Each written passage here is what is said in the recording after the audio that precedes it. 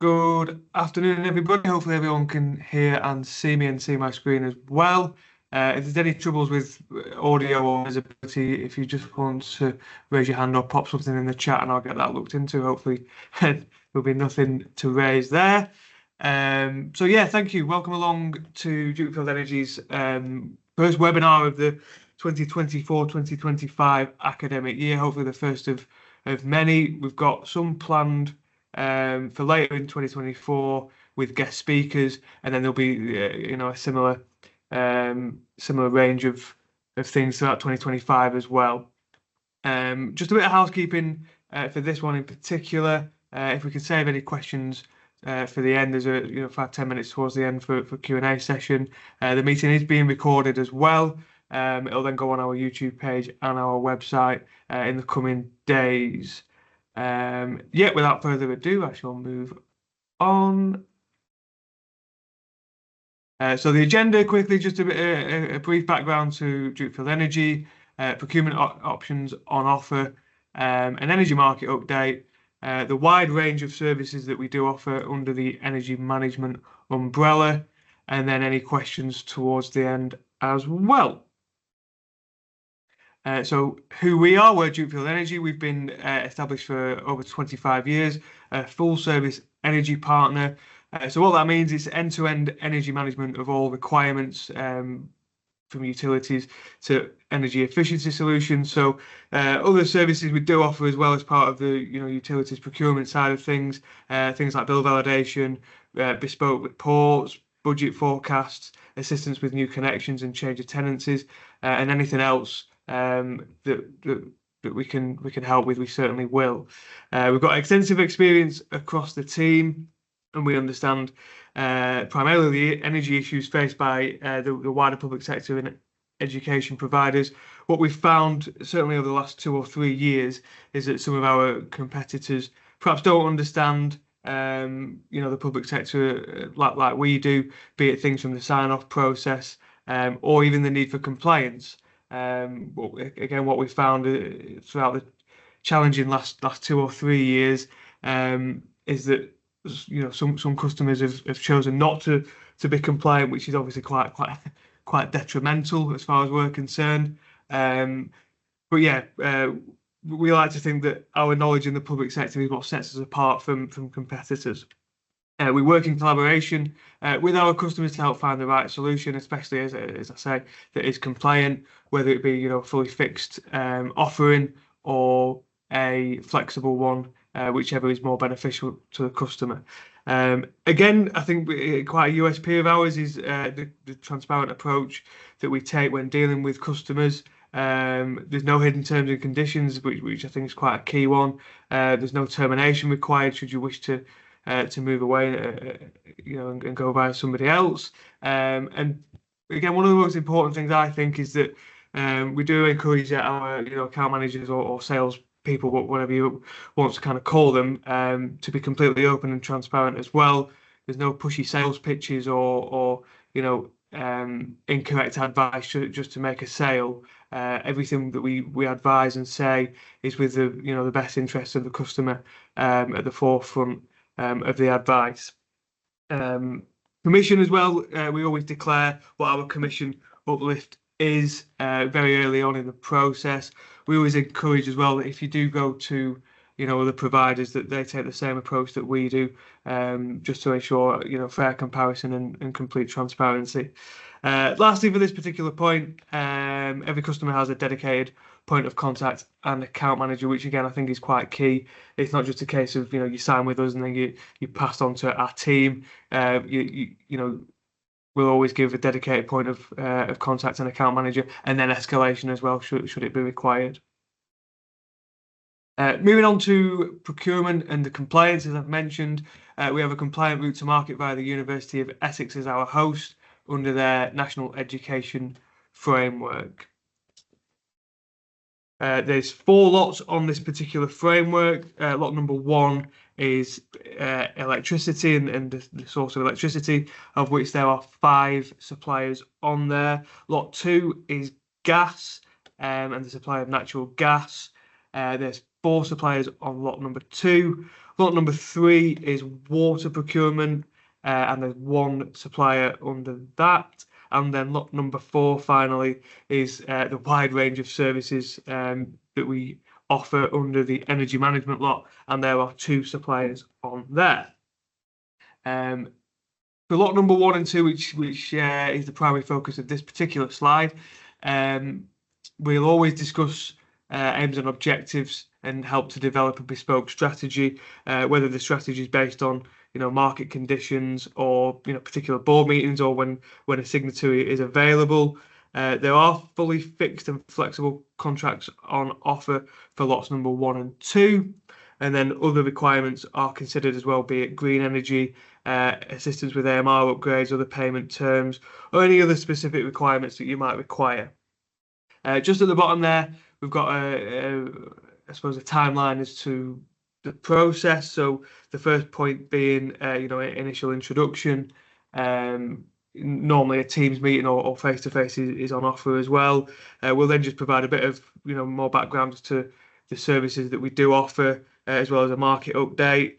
Then point number 2, or step number 2 really, is fact finding. So this can take a little bit of time just to gather the information that we require in order to build a tender to send out to our suppliers.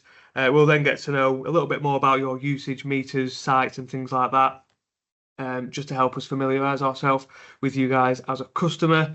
The tender process then takes around 5 to 7 working days to send to our suppliers and get quotes back. It can be done slightly quicker, but we tend to advise that 5 working days is a general rule of thumb, just to ensure we get as many bids back as possible and that any issues are identified and ironed out before the day of pricing. We'll then provide quotes to you as a like-for-like comparison to your current costs. Generally, we provide quotes of 12 months, 24 months, and 36 months. And I suppose the most important bit really there is that there's no obligation to sign into a contract with us if you choose not to.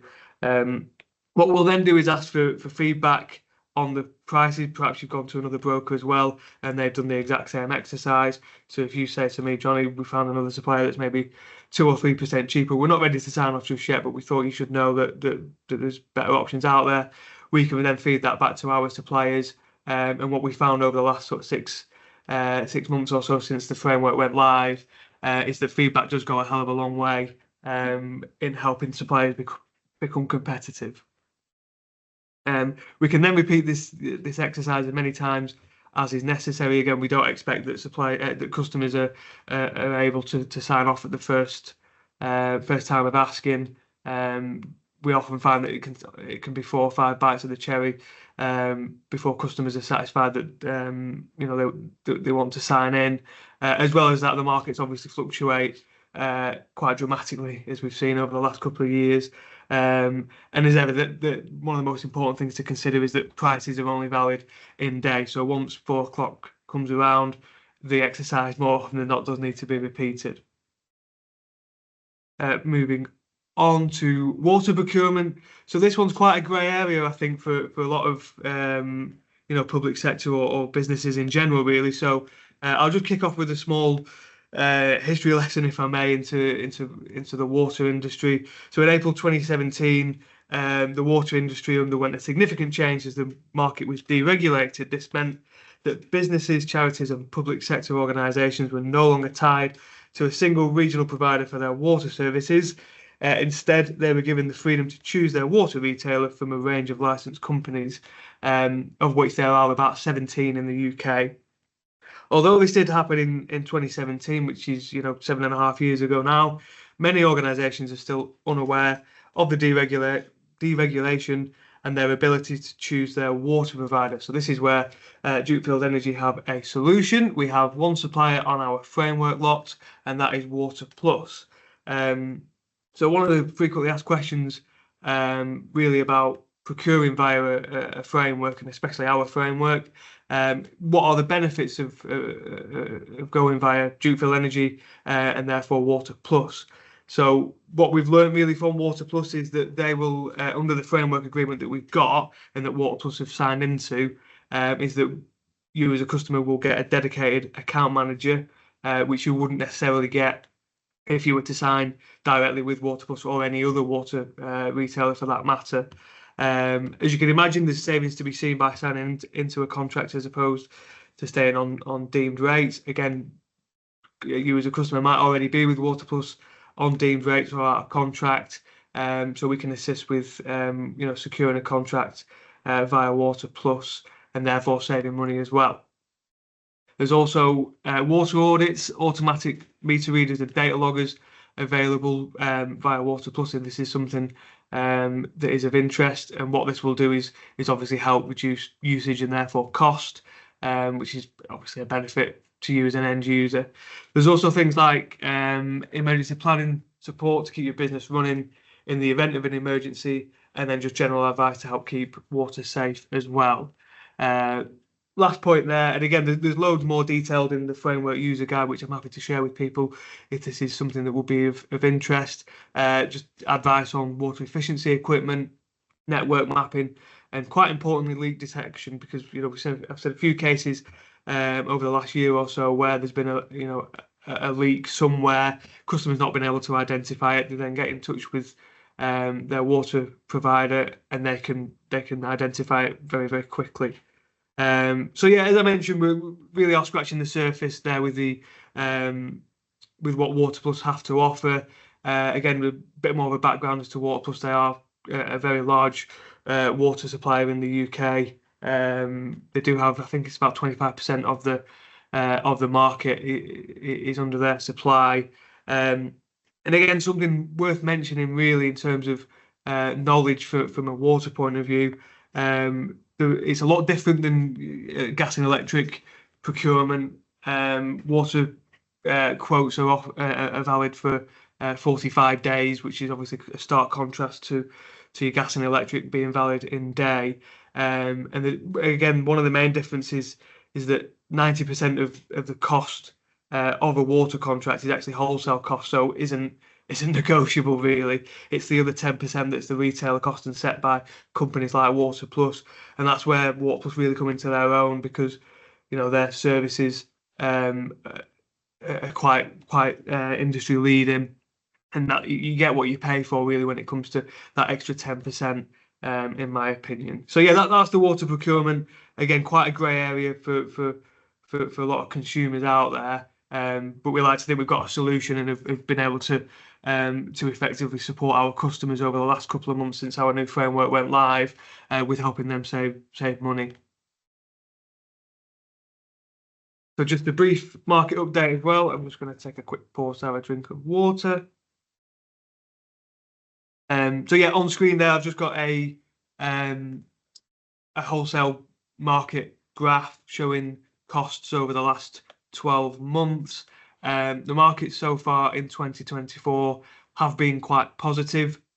We started the year, if we can just see, the mouse wants to kick in, from January sort of to mid to late February, seeing a very large decrease in wholesale costs. We were hopeful that was going to continue throughout the year, but unfortunately not. What we did see that over the summer primarily is costs rising and volatility for large parts, there being quite a good example, primarily caused by at the time political tension, should we say, between Israel and Iran. Obviously that's escalated since sort of June, July time, and as well as Russia and Ukraine. The conflict there escalated and continued to escalate. Ukraine obviously crossed the border into Russia for the very first time, and there was quite a lot of fighting over key gas pipeline areas, which did send quite a bit of nervousness around the markets as well. As that, over the summer there were some unplanned outages in Norwegian gas fields, which again, since Russia no longer supplies gas to the majority of the UK, it's the smaller things that do have a bigger impact than what they would have done maybe 3 or 4 years ago.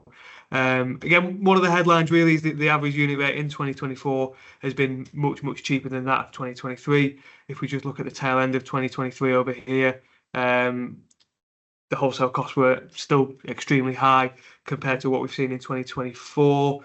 One of the key things as well is that UK and European winter storage level targets were achieved in late August, well ahead of schedule. The target to reach these, the deadline to meet these targets is actually the 1st of November. So achieving those in late August was very promising indeed. As well as that, this one's quite hot off the press. The UK became the first major economy to completely phase out coal power plants, as it looks to move closer to net zero. As well as that, the UK does wish to stop using gas to generate electricity. This one's quite an unknown as well, that the UK generates around 40 to 50% of its electricity requirements from gas, which is why gas and electricity prices are so so closely tracked together. The last bullet point there on screen, which has been the headline for sort of the last 18 months to 2 years, really, geopolitical events do have such a big impact now in the energy market landscape. Obviously, there's quite a lot going on with Israel and Lebanon. So one of the main fears really is what neighbouring countries or the UN are planning and by way of action, or even just things being said that might get taken out of context or things like that. But on the whole, it's a positive outlook as we head into the winter months of 2024. Moving on to as I mentioned earlier, the wide range of energy management services that are on offer under Lot 4. One of the main ones there, the first bullet point, energy management consultancy services, things like net zero consulting and decarbonisation. So obviously there's quite strict targets that are laid out for the public sector by way of decarbonisation, and that's something that we're going to look to focus on by way of information and other newsletters and articles that we're going to be writing over the next couple of months to help educate our customers and support as best we can. Other things such as compliance, listed there, display energy certificates, energy performance certificates, streamlined energy and carbon reporting, as well as other energy audits. Things like behaviour change programme, be it simply turning lights off, encouraging student staff to turn off lights and computers and things like that. Even basic things like timed outside lights, so they don't come on at the weekends or out of hours. It seems quite simple, but obviously very, very effective in the long run. Lastly, there, that fourth bullet point, assistance with potential SALIX and other funding routes. So phase 4 of the public sector decarbonisation scheme opens in mid-October and will close on the 25th of November. So we'll be here on hand to support with any applications that you need support with, or just general advice as well. Other solutions that we've got on offer: heat pumps, ground air source or water source heat pumps. There's obviously been a lot of funding for those in the past, so we can assist with the procurement and installation of those. Solar PV, on-site generation. There's end-to-end support from our suppliers there. I've been very close to a particular what's the word I'm looking for? Solar plan or proposal from one of our suppliers to a customer, and it's very, very good, very detailed. All the requirements are taken into consideration, and then a really well thought out and presented plan and proposal is then sent back to the customer for consideration. Electric vehicle charging, so be it a wall-mounted EV charge point or pedestal, and again the points I've listed there is just scratching the surface of what's actually on offer. 24/7 maintenance and support, standard fast or supercharge options available, software upgrades and mobile apps as well. I attended an event over the spring with one of our suppliers, and the sheer amount of stuff that's on offer is really staggering and really good to see. So if there's funding available to you as an end user, and you wish to utilize electric vehicle charging, please do get in touch and we'll be more than happy to support on that. Other energy management services on offer. Again, this is all covered by Lot 4, so it is a compliant route to market. So yeah, LED lighting sensors, all sorts of other lighting bits and bobs there, all benefit from energy efficiency and low maintenance costs in use, flexible payment payback, uh, be it 5 years or less. Yeah. Minimal projected whole life costs, including installation, consumption, and maintenance. But first and foremost, and the most important bit there, is the heat decarbonisation and emissions reductions as well. So an important upcoming industry change as well, called market-wide half-hourly settlement. So this has been bandied about for a good number of years now. It's one of those where Ofgem have said this is what we want, and it's up to suppliers to kind of dance to that tune. So as it says on screen there, yeah, energy suppliers are about to undergo a colossal change. In the next 3 years, Ofgem will introduce half-hourly settlement. Obviously, half-hourly meters have been in place for a long time now. But what this is upgrading all non-half-hourly meters to a half-hourly settlement without a physical meter exchange. So as I mentioned earlier, it's up to the suppliers now to get the gears in motion to enact this change.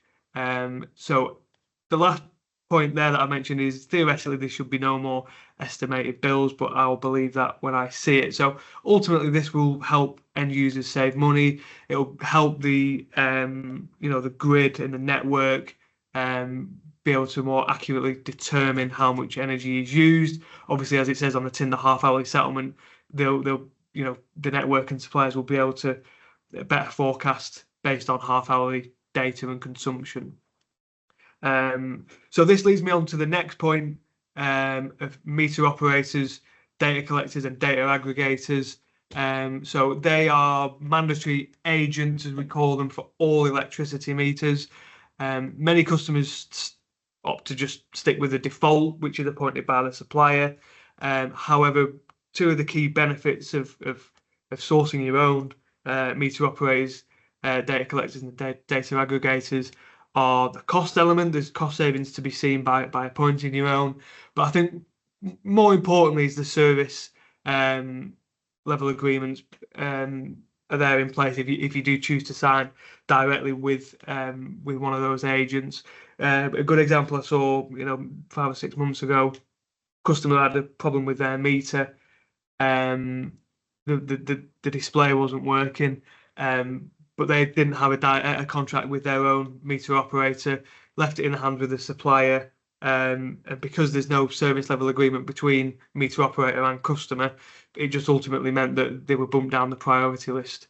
So obviously, by signing directly with these agents, you've got service level agreements that they then have to adhere to.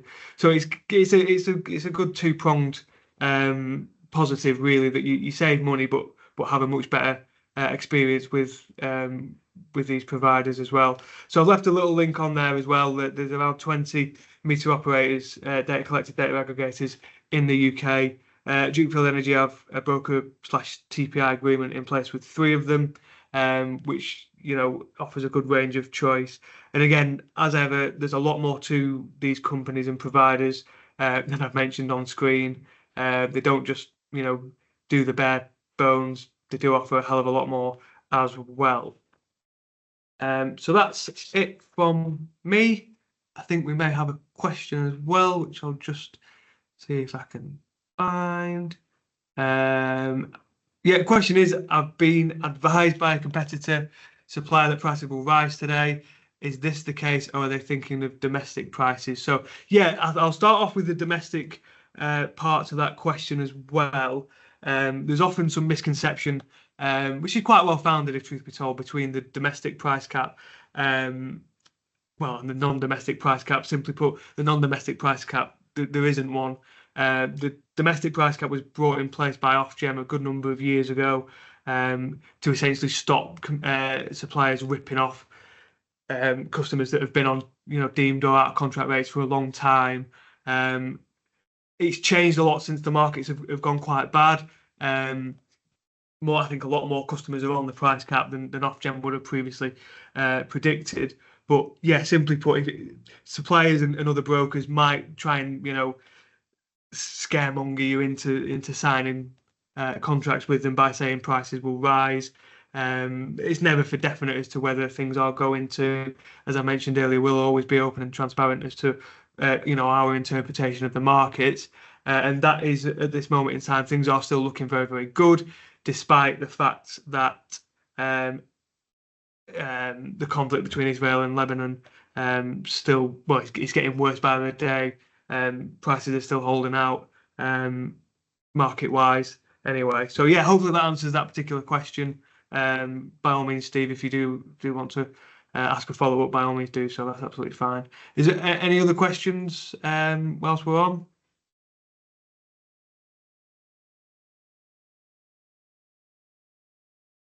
Oh, happy days. We've got various ways of getting in touch there. The phone number, website, or email. So yeah, if you do have any other questions or want to arrange a meeting, that's absolutely fine. In the meantime, we'll be in touch with some more information about decarbonisation and the Salix funding, which is due to open in a few weeks' time, as well as other key dates for the diary, webinars and shows we'll be attending. Thanks very much for your time, guys.